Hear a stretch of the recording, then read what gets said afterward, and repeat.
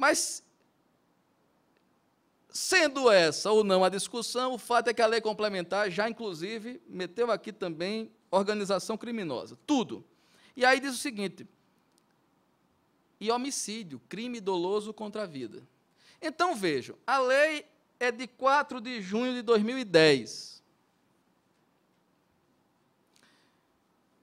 O fato aconteceu lá 8, 9 anos atrás. Eu, no exemplo, cumpri a pena toda. Vou agora pedir o registro de candidatura para deputado.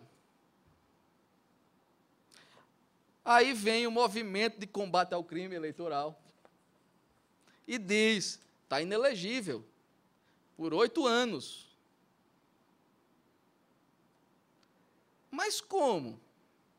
Não, porque agora, a partir de 4 de junho, homicídio gera inelegibilidade por 8 anos.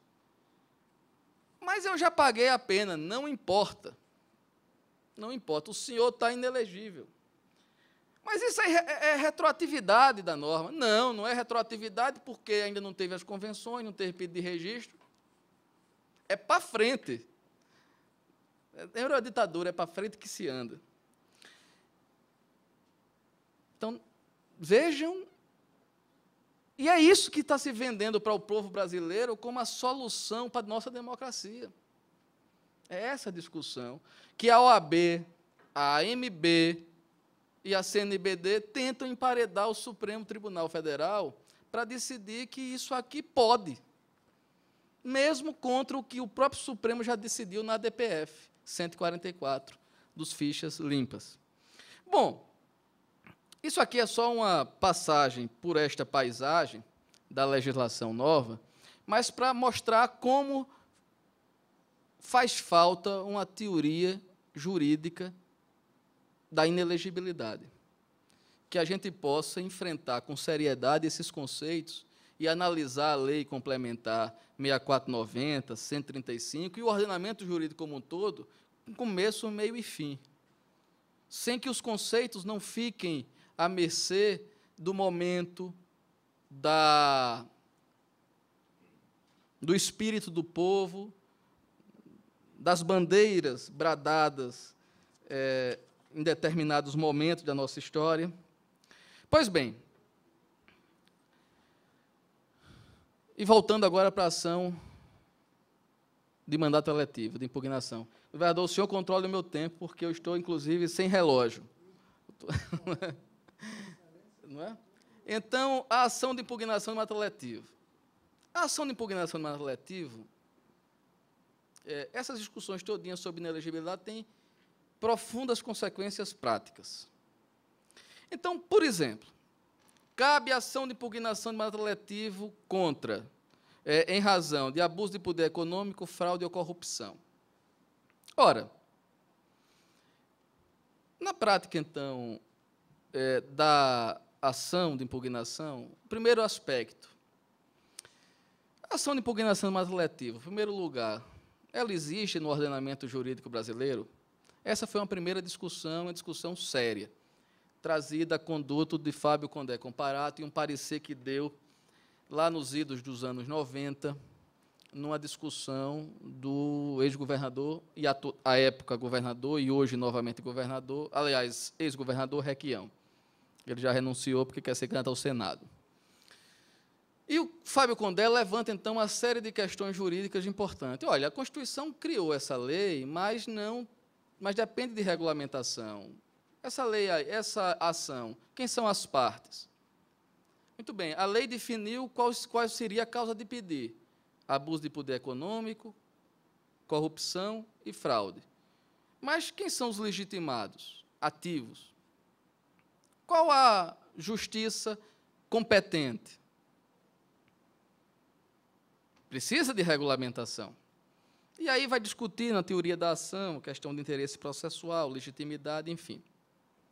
O fato é que, desde o começo, a Justiça Eleitoral não se deixou corretamente encantar por essas questões, por uma razão simples. É que o Código Eleitoral já definia claramente legitimados das ações eleitorais e a justiça competente para se ingressar. Toda ação de impugnação de mata letiva decorrente de fatos ilícitos eleitorais, a Justiça Eleitoral é competente. Se eu impugno, por exemplo, o mandato eletivo, não por razões eleitorais, mas pelo exercício do mandato, aí já não tem mais nada a ver com a Justiça Eleitoral.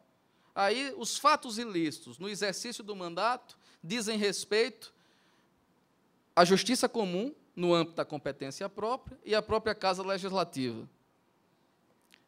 O mandato eletivo impugnado por abuso de poder econômico, corrupção ou fraude diz respeito a fatos eleitorais do processo eleitoral, do momento da votação. Então, a Justiça Eleitoral é a competente. E se a Justiça Eleitoral é a competente, como é, definida, inclusive, pela própria Constituição, no artigo 121, quando define as competências da Justiça Eleitoral, definido pelo Código Eleitoral, se é ela a competente, qual vai ser o juízo, a instância? A mesma regra do Código Eleitoral. Eleições municipais, sempre o juiz que registra ou diploma o candidato. Se eu vou impugnar o mandato de um prefeito, é o juiz de primeira instância, da zona eleitoral, que registra o candidato e que o diploma. Se eu vou impugnar um candidato a governador, a senador, a deputado estadual ou federal, Tribunal Regional Eleitoral, que é o competente para registrá-lo ou para diplomá-lo quando eleito. E se eu vou impugnar o presidente ou o vice-presidente da República, a competência é do Tribunal Superior Eleitoral. Quem são os legitimados ativos? Bom, aí é um problema maior de teoria processual, mas que eu vou me dispensar de entrar nessa discussão em função do tempo. Mas quem são os legitimados? Eu sempre entendi que a falta de uma norma explícita, e sendo a ação de impugnação de mandato eletivo uma ação tipicamente cívica, a legitimidade deveria ser a mais ampla possível, inclusive alcançando o eleitor, o cidadão. Mas, infelizmente, a jurisprudência passou a aplicar analogicamente a mesma legitimidade da ação de investigação judicial eleitoral. Então, são legitimados os candidatos, Ministério Público, partidos políticos ou coligação. E é uma regra que nós devemos sempre lembrar. O partido político, se está coligado, a coligação passa a ser temporariamente um partido político. Ele, digamos assim, atrai as competências do partido político e, inclusive, legitimidade do partido político para mover a ação eleitoral. De modo que, se um partido está coligado e ele ingressa com a ação, ele é parte ilegítima. Só quem poderá ingressar com ações eleitorais é a coligação, que passa, portanto, a responder por ele sobre os fatos relevantes do processo eleitoral. Pois bem, então, mas a coligação não termina com a proclamação dos resultados, acabou a eleição, para fins de ação de impugnação mandato eletivo e recurso com diplomação, as coligações subsistem com sua legitimidade. Então, são esses os legitimados para entrar com a ação de impugnação mandato eletivo, o eleitor quedou fora. Abuso de poder econômico, corrupção ou fraude. Mas há agora uma quarta espécie, construída pelo Tribunal Superior Eleitoral, a meu ver, adequadamente. Abuso de poder político com repercussão ou com efeitos econômicos. Então, que nada mais é do que um típico abuso de poder econômico qualificado, porque utilizando-se de máquina pública para esse fim. Porque sempre se entendeu na jurisprudência, também corretamente, que não cabe o abuso de poder político, porque a Constituição não previu. A Constituição fixou como causa de pedir abuso de poder econômico, corrupção e fraude. Então, o abuso de poder político, quando tem efeitos econômicos, para fins de ação de impugnação de mandato eletivo, se transforma em abuso de poder econômico. Se, por exemplo, um prefeito, um agente público, é flagrado utilizando de recursos públicos ou de programas assistenciais para fins de obtenção do voto do eleitor ou de desequilibrar a disputa, configura-se abuso de poder econômico. Ou melhor dito, abuso de poder político com efeito econômico. Isso, inclusive, foi construído e foi muito importante na ação de impugnação de mandato letivo, no caso da Paraíba. O governador da Paraíba foi cassado por ter utilizado programas sociais do governo na campanha eleitoral, e isso foi considerado como abusivo para desequilibrar a disputa, e então esses atos administrativos ingressaram no processo como se poder econômico fosse. Essa é uma construção, portanto, recente e importante. O abuso de poder econômico é todo aquele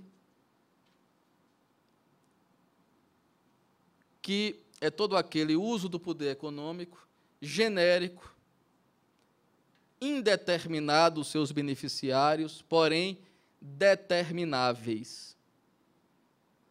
Então, por exemplo, essa é a diferença em relação à captação de sufrágio. Na captação de sufrágio, a doação, a vantagem pessoal, a promessa, ela é sempre feita a eleitores determinados ou determináveis, mas sempre especificamente, individualmente, diretamente.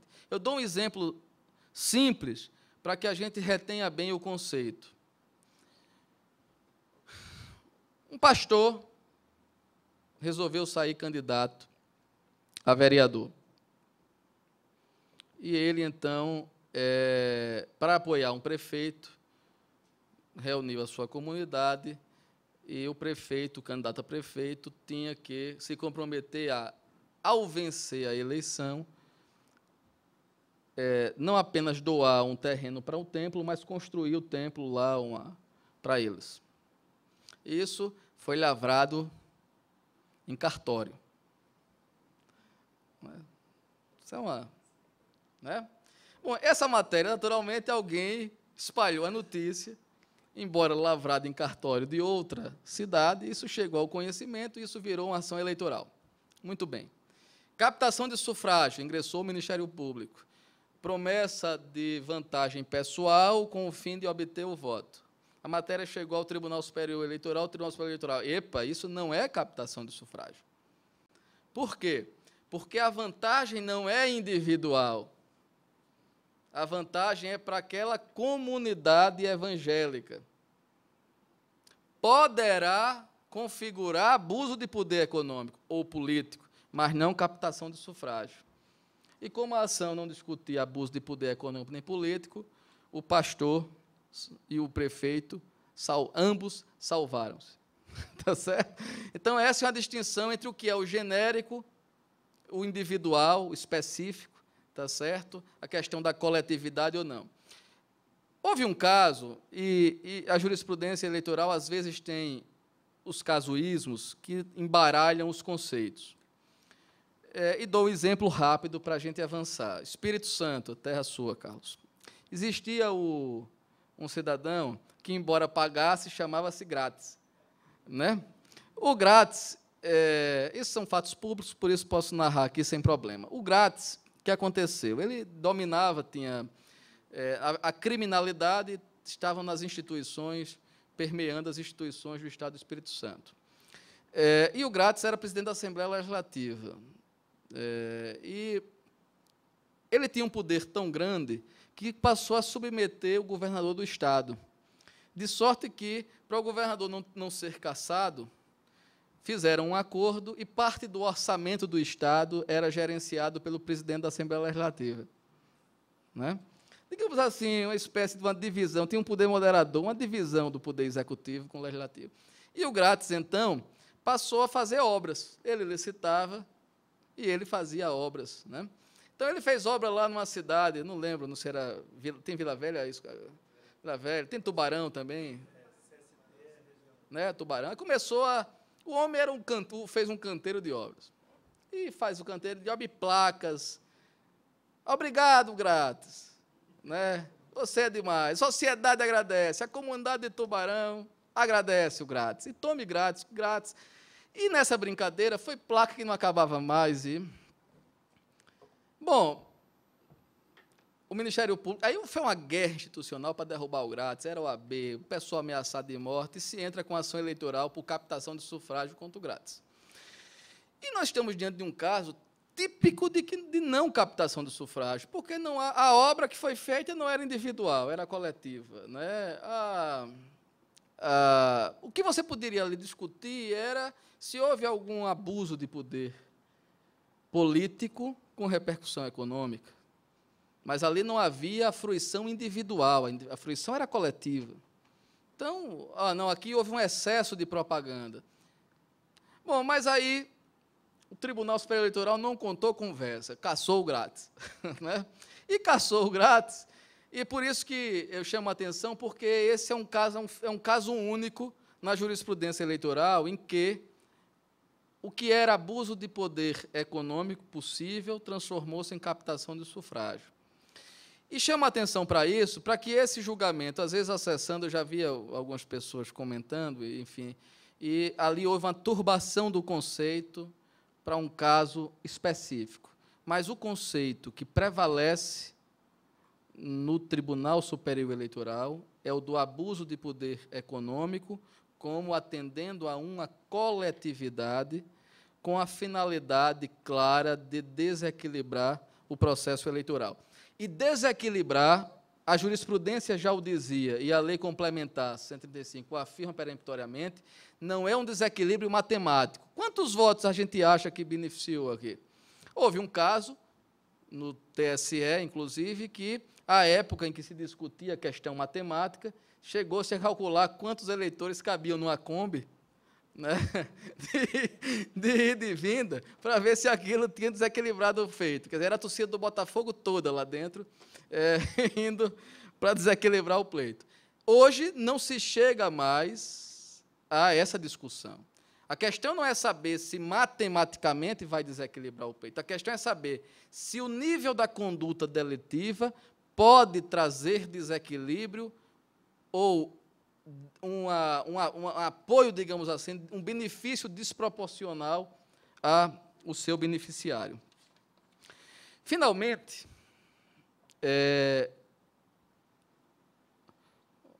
ou quase finalmente, só para não cansá-lo, só a questão do rito.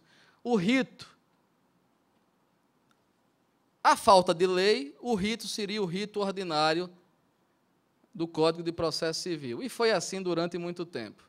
Como depois de mais de uma década o legislador não disciplinou a ação de impugnação ato letivo, o TSE, a pretexto de regulamentar, legislou e criou, e isso acontece muito em questão de ordem, resposta de consulta, e numa questão de ordem lá se criou o rito, e passou-se a ter a seguinte definição: o direito eleitoral, o rito ordinário do direito eleitoral, ou seja, é o único ramo do direito que tem um rito ordinário próprio, é um rito ordinário especial. Né? O rito ordinário do direito eleitoral é o rito do artigo 3º da Lei Complementar 6490, é o rito da ação de impugnação de registro de candidatura. É o rito ordinário que só serve para a ação de impugnação de mandato eletivo e para a impugnação de registro de candidatura. Então, com os prazos, portanto, mais estreitos. Efeitos da sentença. E aqui um ponto só final e importante, prático. Essa sempre foi uma grande discussão na ação de impugnação ato letivo. A que visa a sentença? Qual o efeito da sentença? Cassar a resposta a secas, cassar o mandato eletivo. Ponto. Mas o que é que significa isso?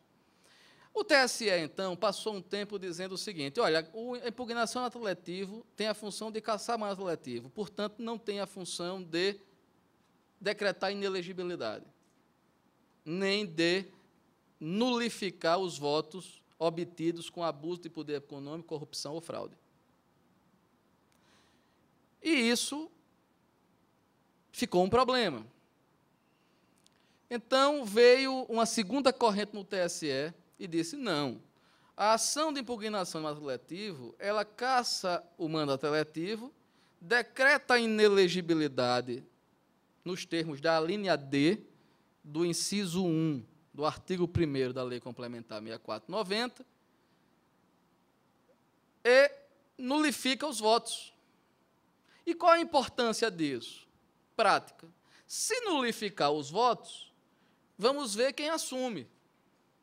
Nulificando o voto, se o candidato eleito que perdeu o mandato teve mais de 50% dos votos, nova eleição.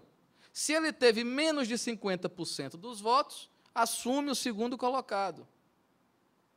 Ora, se eu afirmo que a impugnação de mandato eletivo não nulifica os votos, então, independe se o segundo colocado só teve 2%, é ele o prefeito, ou é ele o governador. Foi o segundo colocado, levou.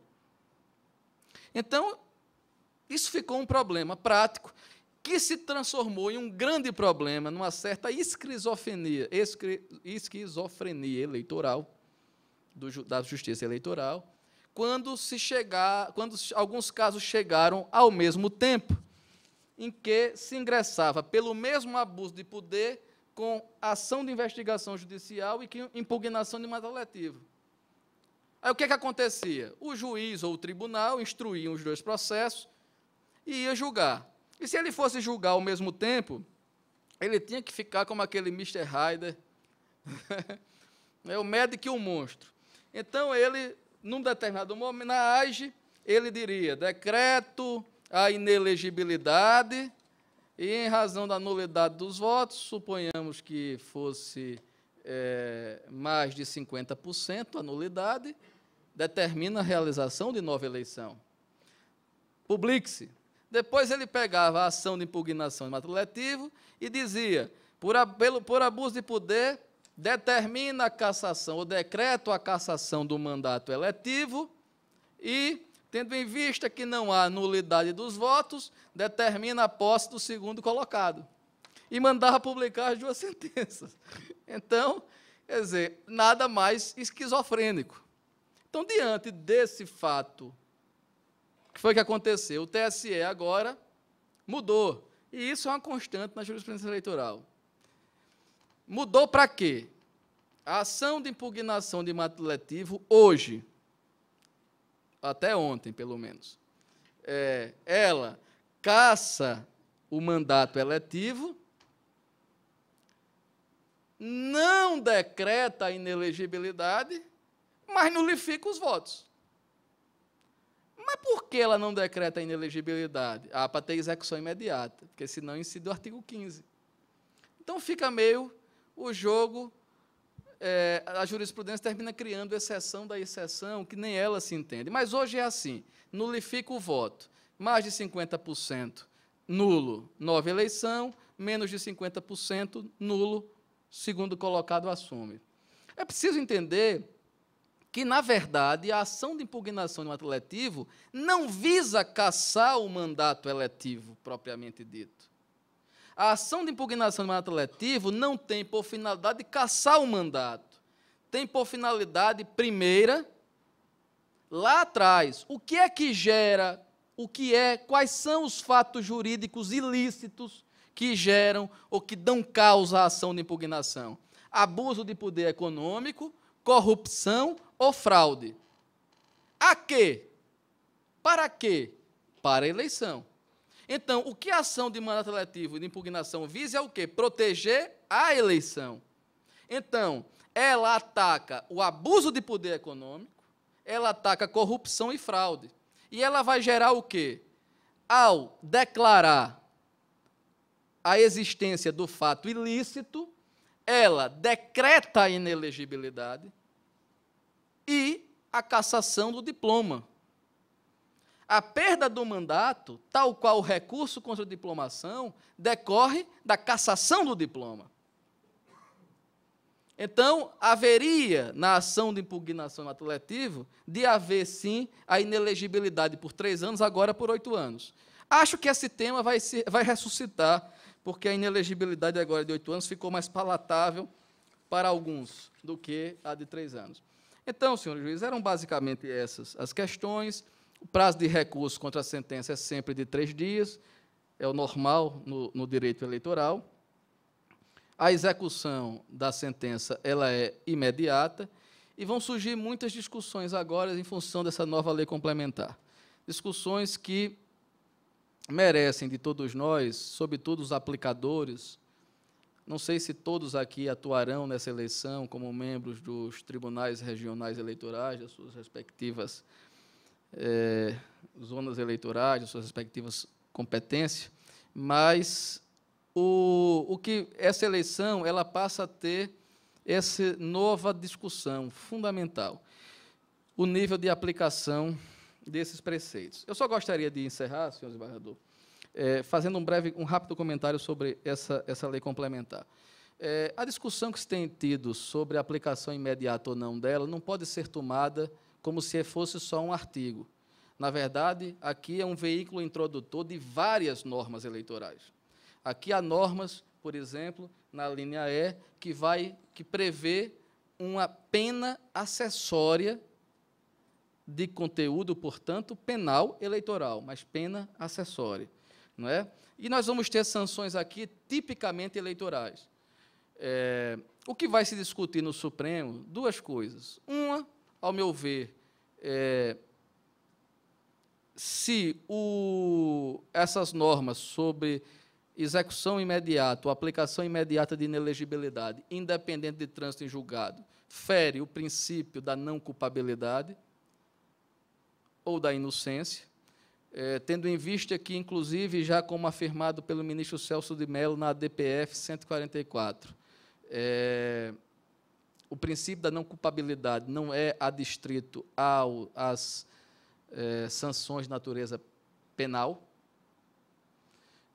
e, portanto, aquilo que ofende os direitos fundamentais, essas normas devem ter eficácia imediata e devem ser protegidas face, inclusive, o próprio Estado. Essa é uma discussão tipicamente eleitoral. E outra discussão no que diz respeito às normas penais, a essa sanção de natureza penal, se essa é a linha E, na parte em que atribui imediatos efeitos à decisão de órgão judicial colegiado, não estaria vulnerando explícita, desabridamente, o artigo 15, inciso 3º da Constituição Federal e o artigo 5º, a linha inciso 57, também da Constituição Federal. Então, essas eram as observações sobre a ação de impugnação do ato letivo, mas eu quis passar para os senhores também uma visão geral daquilo que eu acho fundamental do conceito de inelegibilidade. Gostaria só de dizer aos senhores que não se pode refletir sobre direito eleitoral aos pedaços. Aquilo que eram os graudis sobre interpretação, que não se pode interpretar uma norma em tiras, em pedaços, não se pode estudar direito eleitoral em tiras e em pedaços. Não se pode estudar o direito eleitoral ou aplicar o direito eleitoral com sobriedade, com prudência e com profundidade, se a gente não tiver, pelo menos, um mínimo de conceitos jurídicos como esses que aqui acabei de expor aos senhores. São verdadeiros instrumentais necessários para a aplicação do direito eleitoral. Ou então, nós vamos ficar, como temos, de certa forma, vivido o direito eleitoral, como um verdadeiro jogo de azar, porque os conceitos são absolutamente vazios na prática jurisprudencial. E aí, uma frase que eu gosto de lembrar de um jurista gaúcho, Alexandre Pasqualini, quando ele diz que, quando os conceitos são vagos, são ocos, são indeterminados, servem para qualquer coisa. E onde tudo é tudo, nada é nada. Obrigado.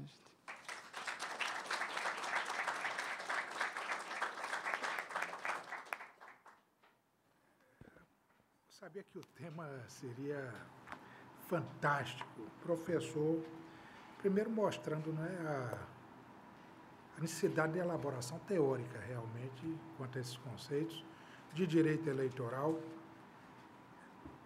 que vem sendo construído empiricamente pela jurisprudência do TSE e do Supremo, esses com a palavra final. Uma discussão também que tem impressão pode ocorrer é essa do artigo 16. A lei que alterar o processo eleitoral, né, entrará em vigor na data de sua aplicação, não se aplicando à eleição que ocorra até um ano da data de sua vigência. É um ponto também de reflexão. Além desses que o professor levantou. Mas, se o professor permitir, ainda não estiver esgotado, vamos limitar. Não é porque também há necessidade de se prosseguir à tarde com a série de conferências. Mas, durante meia hora é palestra, porque nós vamos ter 2 horas. Se querem meia está demais ou 15 minutos para intervenção? Vamos colocar em princípio 15 minutos. E aí, se houver alguma ampliação, nós ampliamos. Os colegas podem formular. Colega Veloso. Professor, bom meio-dia. Meu nome é Roberto Veloso, sou juiz federal do Maranhão. Já fui juiz eleitoral do Tribunal Federal Eleitoral do Piauí e também terminou meu mandato agora em novembro no TRE do Maranhão. E Vossa Excelência tocou no assunto. Primeiro, parabenizá-lo pela brilhante palestra. Realmente, Vossa Excelência tocou em diversos assuntos que, para mim, foram novos. Mas um me chamou a atenção, que é a aplicação do 224, que nós tivemos agora no Maranhão, o problema da cassação do governador. Eu li, inclusive, um artigo de Vossa Excelência, e eu gostaria que Vossa Excelência analisasse esse aspecto da constitucionalidade do 224, em razão da alteração da Constituição. A alteração da Constituição, não diria bem isso, mas em razão do novo tratamento às eleições que a Constituição deu em relação aos 2 turnos, nas eleições para governador, presidente da República e nos municípios com mais de 200 mil eleitores.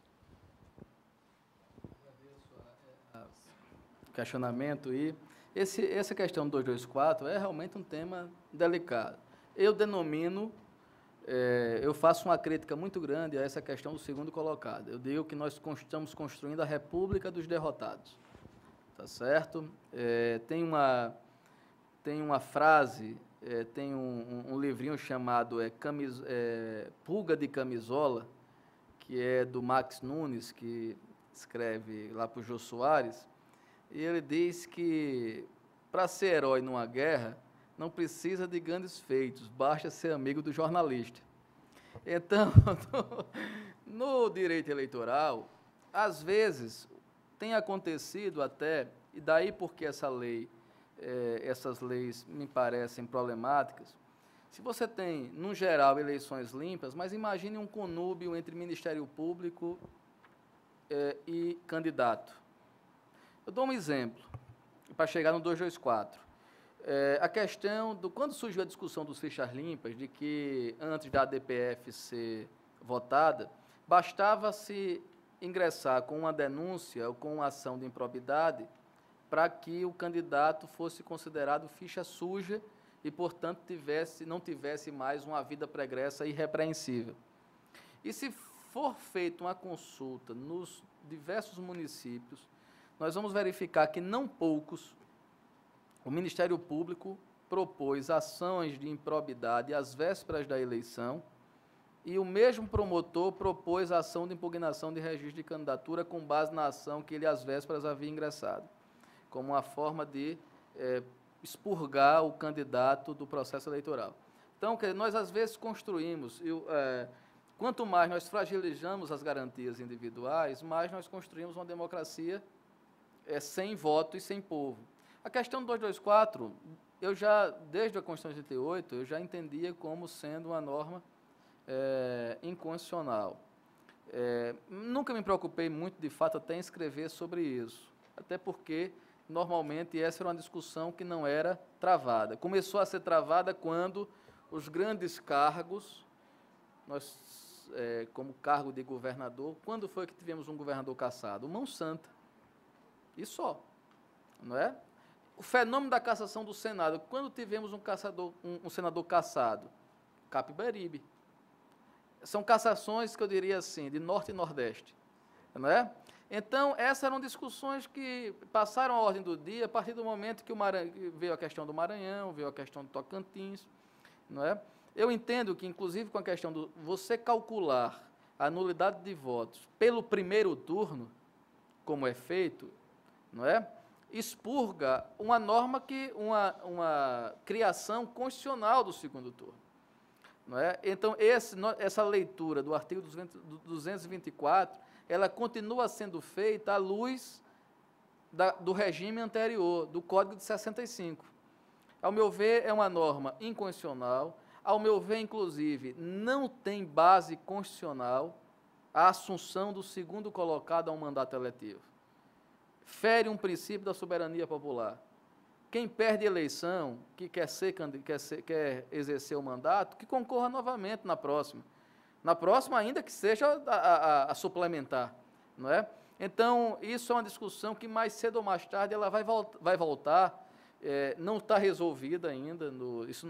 Embora se pegar os julgamentos, há dissensos, há discordâncias, a jurisprudência não está estabilizada agora quanto a isso, e eu acredito que nós vamos ainda ter uma mudança. E imagine só quando a discussão dos suplentes a senador voltar à pauta do dia. Quantos senadores sem votos nós temos? Pegue hoje o Senado Federal para observar quantos senadores que o eleitor não sabe nem quem é e que está lá porque era suplente. Não é? Então, eu entendo que é inconstitucional, sim. Bom, professor Adriano, parabéns pela exposição. O senhor falava sobre a diferenciação de corrupção eleitoral e abuso do poder econômico para efeito da ação de impugnação de mandato eletivo. E, pelo que compreendi, a diferença básica seria que, na corrupção eleitoral, os beneficiários da vantagem oferecida, entregue ou prometida seriam determinados, e, no abuso do poder econômico, seriam, a princípio, indeterminados. Bom, sou juiz federal no Tocantins, atuo no TRE, e, recentemente, o TRE do Tocantins se deparou com o seguinte caso. Município pequeno, em torno de 6.500 eleitores inscritos, alistados, melhor dizendo, votantes na eleição municipal, na última eleição municipal, em torno de 5.400. O candidato eleito teve 2.000 e poucos votos, ali por volta de 2.500 votos. E, com detalhe, ao formular o pedido de registro de candidatura, o partido informou que o gasto dele para aquela campanha, o limite máximo de gasto seria R$1 milhão, e ele declarou ter gasto R$900 mil. Foi eleito com 2.400 votos. Fato incontroverso. Ele contratou